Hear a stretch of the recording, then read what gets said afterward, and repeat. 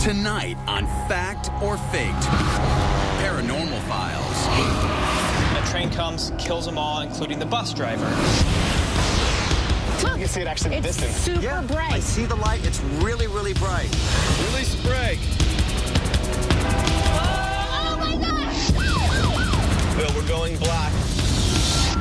What am I looking at? Oh my goodness! There's a flying saucer. Getting a series of lights right there. Oh my god! What the heck is happening?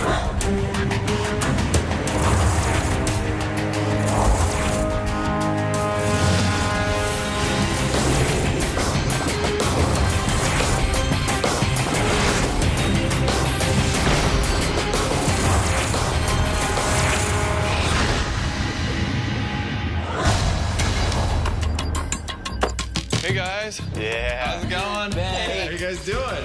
Good. You guys ready? Yep. How about you? Well, I am so excited to find some more cases today. We've got some really good stuff lined up. Let's start with Shilan. I have this great video, and it comes from Southern California. It was filmed really recently, and it comes from Rancho Cucamonga. This avid skywatcher says that she saw a triangular-shaped UFO above her house. Take a look at this.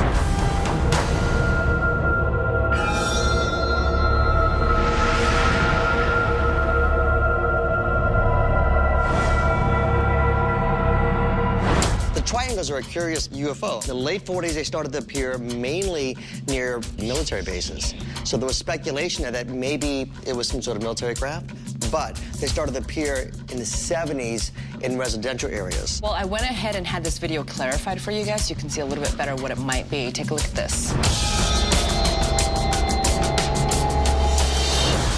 See, to me, that looks like an airplane. Yeah, it I looks see like an wings and airplane. fuselage. I'm not convinced that it's a UFO. I see a plane. I don't see any unusual maneuvering of this craft or any other unusual characteristics that would make me believe this is a more genuine triangle case. You know, you're right. This, to me, screams military, not alien, but I would love to find out exactly what it is. Why don't we move on and see what else we have? Guys, I found this one online, and honestly, I kind of just wanted your opinion on it. Supposedly, this thing was caught by a webcam, and it was set up to detect and film motion. What do you guys think?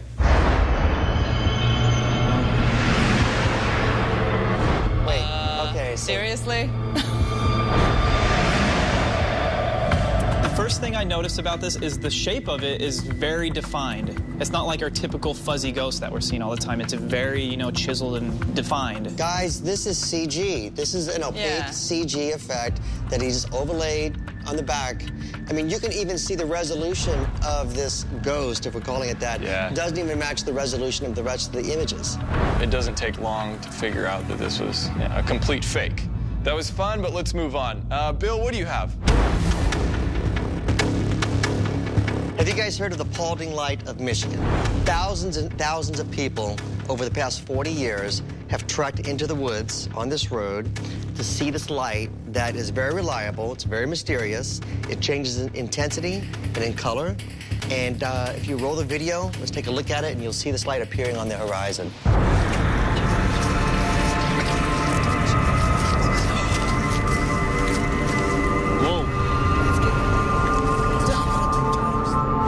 Wow, that's bright. Oh, wow. It is bright, but then it gets dim, and then it changes.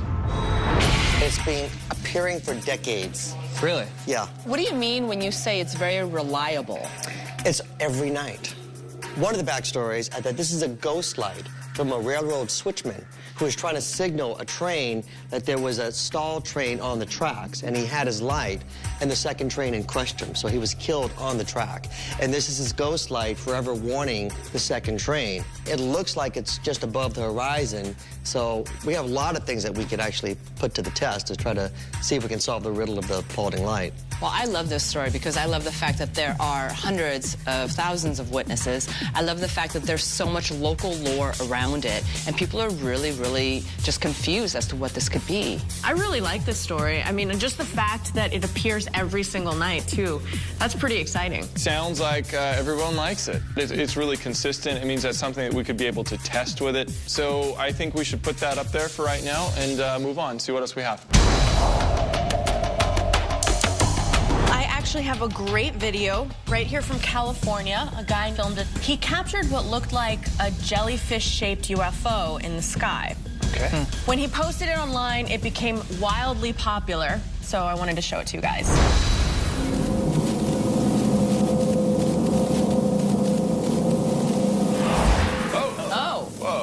Did it just disappear? Disappeared. It's like it gets sucked up into the sky. That happens so fast. I think it is CGI. I think it's CG, definitely. I have seen similar drones, almost like a cookie cutter program, that people have taken this exact image and placed it over other cities. Everyone agree? It's a fake. CG. Larry, you're next. Yeah. I have a great case. And there was this ghost story from San Antonio. The story goes, these children were in a bus stalls on the train tracks, and a train comes, kills them all, including the bus driver. Oh, tragic. Yeah, no kidding. Nasty. So the story goes that now, every time a car stops before these train tracks, these children push these cars uphill and then over the train tracks, so this will never happen again. I actually found this video because growing up in Texas, I'd heard of the legend. Take a look. We're pulling up about 20 feet in front of the tracks. I'm putting on the parking brake, putting it in neutral, and turning the car off. Now, let's take off the parking brake and see what happens. As you can see, almost immediately, we begin to move. Oh, wow. We're actually going uphill to go over the railroad tracks. And we get pushed faster as we go. He's rolling uphill. Yeah. Wow. Oh, yeah. On top, What? and now we're coming down the other side. Wow. They say if you sprinkle baby powder or some sort of powder on the back of your car afterwards, you can see fingerprints of these alleged children pushing the car over. I have heard about this so many times from so many different people, but never talked to anybody who's actually done it. To find the location of where it is, that's exciting. I really want to go check it out and see if we can actually defy gravity ourselves and roll up this hill. Well, I think this one also gets placed very high up on the list, and let's see what else we have today. This is a crop circle that popped up in Wiltshire, UK. Now, this one is really fresh. It's very complicated and intricate, and I want you to take a look at it.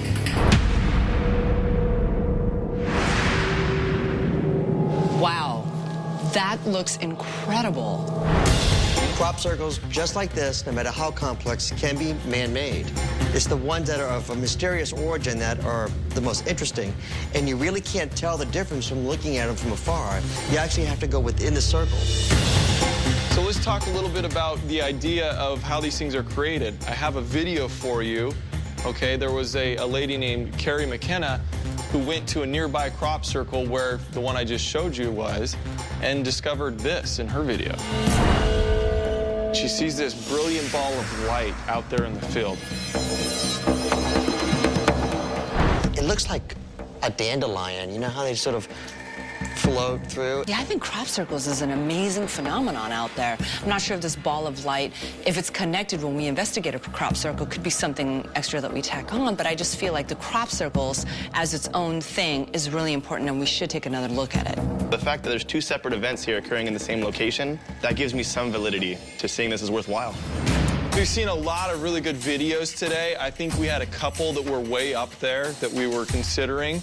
So which ones do you guys want to go out on? I really love the Paulding light case.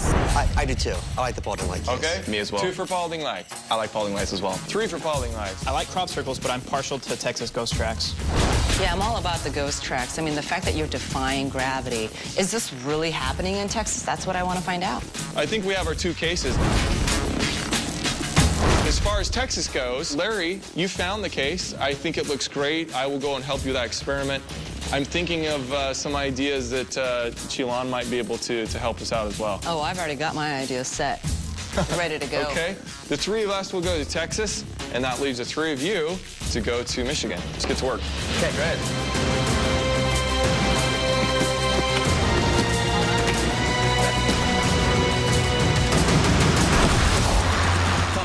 On Fact or Faked Paranormal Files. You can see it actually in the distance. Super bright. I see the light. It's really, really bright. Bill, we're here on location and we see absolutely nothing. We have no visual contact. Release the brake. Oh my God.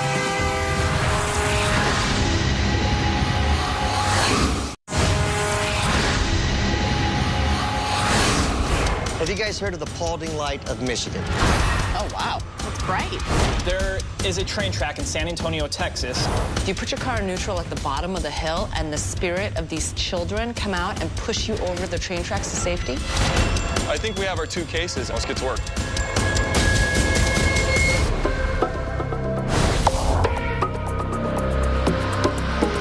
This is the famous place where the Paulding lights have been sighted. The first actual report was in 1966. However, before that, it's been saying that people have seen these lights since the turn of the century. We're going to be meeting a couple of the locals, Ted and Michelle Strong, and they're going to be giving us the history from their perspective. They're the ones that have that restaurant that's got the Paulding Light store attached to it.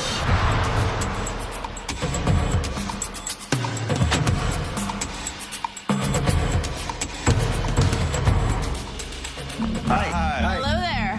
I'm Jael. Hi, glad to meet you. Austin, pleasure. Michelle. What inspired the opening of the souvenir shop? Well, the reason was basically for the Paulding Light. We own another little store up the road, and we want to get on both sides of it. Do you get a lot of tourism around here? People coming to check out the light? First thing that makes them want to stop in is, can you tell us how to get there? And after we tell them, then they start asking, what is it? What's causing it? So what is it and what's causing it? There's a legend that says railroad tracks had gone through there, a brakeman was killed, and he's out there with his lantern walking around. That's the legend story part of it, but what's actually causing it, who knows? You could bring us to that vantage point, show us where it is. I'd be happy to take you there, yes. Great. All right, so we'll meet you out in the parking lot and we'll head on over. People have traveled from all over the U.S. to see the amazing Paulding Light. There are many theories on what it could possibly be, but no one's really been able to solve this mystery. Our witnesses, Ted and Michelle, believe it's an unexplainable phenomena, and they're not sure if it's related to some of the intricate ghost stories that have become part of local legend, or maybe an unidentified paranormal event, or perhaps a natural occurrence that science has yet to explain.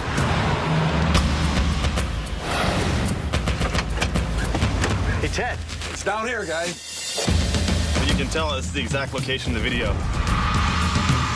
This is the place everybody comes at night, is just down through that dip there, right on the horizon, just at the top of the trees there is where you'll see the light at night. Thanks for leading us to the vantage point. You're welcome. I really appreciate it. Thank you for all your time and your help. You're welcome.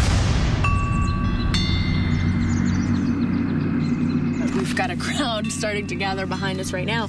Maybe we can go over and ask them a couple questions and see what their experiences have been. Yeah, it's a good idea. How are you all doing? Have any of you guys seen the lights before? Yeah, I have. It was this big, bright light shining through the fog. But by the time we got closer, it had faded away. A couple of the theories are that it could be an engineer that was killed. Because there used to be a train track running through this area, Yeah. right? Is that what you think? That's what we've heard, too. And that's what it kind of looks like. How many times have you seen the lights? Probably about 25 to 30 times. There's a lot of small airports from around here. It could be a small plane, or it could even be a reflection off of a tower. All right. Thank you so much for your time. We got to get our investigation set up. So what we're doing here is setting up 2 monitors, which are going to be connected to 2 cameras that we're setting up at separate vantage points facing the area where the light is coming from. We're going to set one up right here on the hill and another right here on the road. And that way, when the light shows up, we'll have 2 different angles covering it. Jael, I got the camera on the hill. It's pointed towards the light. Copy that, maybe just a little bit back to the right. All right, I'm on the way back to base. People have said they've hiked miles and miles into the woods to look for the lights. We're going to go as far as needs be to see what we can find. Plus, with this, we can get wherever we need to go and load all our equipment on the back of it without having to hike and carry everything. We have base camp set up here at the vantage point.